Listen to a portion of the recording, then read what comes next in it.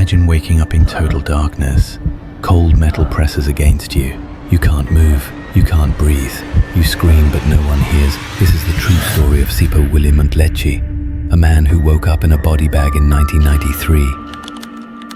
It's March 1993 in Sebokeng, near Johannesburg, South Africa. Sipho William Mdletshe, just 24, is driving with his fiancée, dreaming of their future. But in one horrifying moment, their car spins out of control. Metal twists, glass rains. Paramedics arrive, but for Sipho, there's no pulse, no breath. They declare him dead on the spot. His fiancée weeps as his body is covered and taken away, not to a hospital, but to a morgue. Inside a Johannesburg mortuary, Sipho's body is placed in a cold metal box. The air is thin, the darkness suffocating. For 2 days, 48 hours, he lies there, not dead, but lost in a deep coma from the crash. Then his eyes flutter open. He's awake, trapped. The walls close in, a steel tomb meant for the dead. He screams, his voice echoing in a place where no one expects the living. He pounds on the metal, desperate, terrified. Morgue workers freeze, a scream. In a morgue, some think it's a ghost. But one worker braves the darkness, opens the drawer, and finds Sipho pale, trembling, alive. He's rushed to a hospital, a miracle survivor, but the horror isn't over. The world he returns to isn't ready for him. Sipho, weak but alive, runs to his fiancée's home. He wants to hold her to prove he's back, but when she opens the door, her face twists in terror. To her, Sipho isn't her fiancé. He's a zombie, a dead man walking.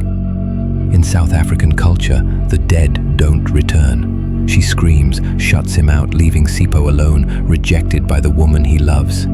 He escaped a physical tomb only to face a living nightmare. How could this happen?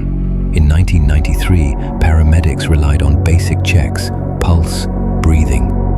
Sipho's injuries hid his faint vital signs, fooling everyone. This isn't just his story.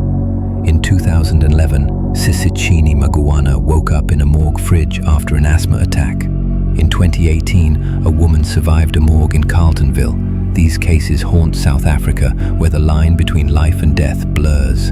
Catalepsy, a death-like state, can trick even experts. In the 1800s, people feared being buried alive so much they built coffins with bells.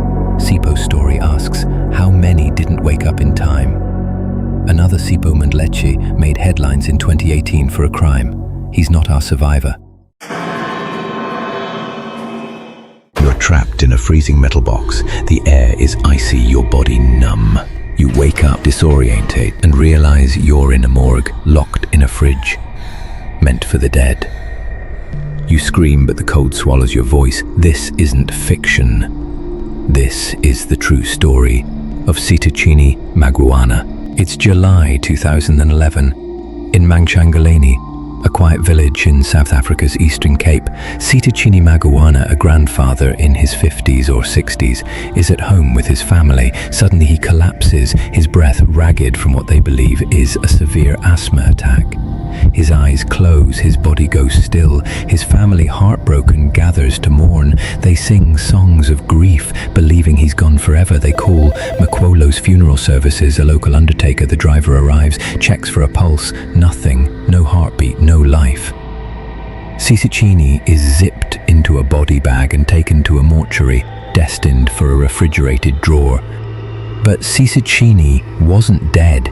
He was alive, locked in a nightmare no one could imagine, inside a refrigerated morgue drawer set to a bone-chilling 4 degrees Celsius. Sisicini lies in darkness. The cold bites into his skin. For nearly 24 hours he's trapped, his body slowed by the freezing air.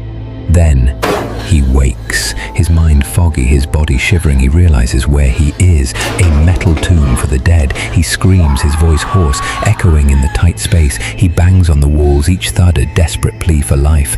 Outside, 2 morgue workers are closing up for the night. They freeze, a voice From the fridge? "Let me out. I'm cold," it cries. Terrified, they think it's a ghost. They run, hearts pounding, convinced the morgue is haunted. The morgue owner, Ayanda Makolo, is shaken but calls the police.